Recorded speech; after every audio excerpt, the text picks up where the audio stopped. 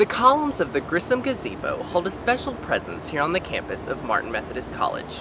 And while their significance is apparent, their now 100-year-old story is often overlooked.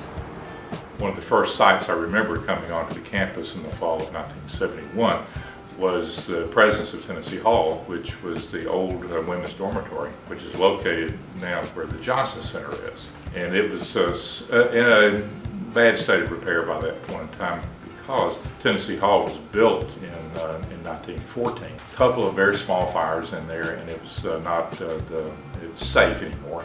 Women then moved from Tennessee Hall to Criswell Hall as a dormitory.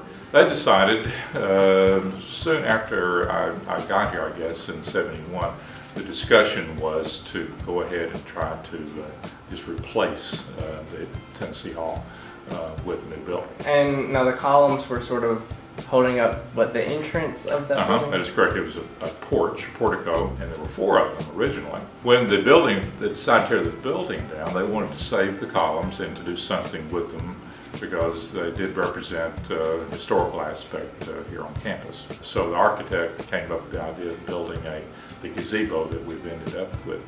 And in taking the columns down, one of them broke. And so we ended up with 3 columns instead of 4. They were even larger when they were on the porch of Tennessee Hall. They were about 6 feet taller than they are now.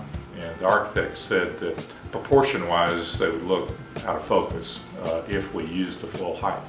So he had the bottom 6 feet of them cut off. As I best remember, the gazebo was soon to follow, so they were put into storage upon a little platform where they wouldn't touch the ground, covered with a tarpaulin of some sort. And interestingly enough, when they dug the foundation for the gazebo, they discovered some bricks out there, and that happened to be the site of the old president's home. You might notice that in the floor area of the gazebo, there's bricks in the shape of an M down there, and those are the bricks that came from the original president's home.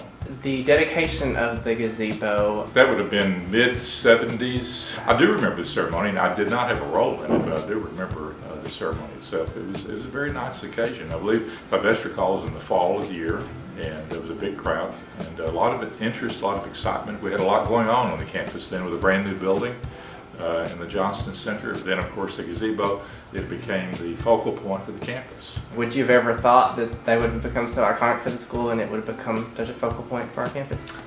No, I never would have dreamed it, and I'm so glad that it did. Being a history teacher, I'm really into historic preservation, so I think it's really important to hold on to things from the past as much as one can. And even though the building itself they couldn't preserve it, but at least we're able to hold on to the columns. I'm Whit Laxon for MMC Now.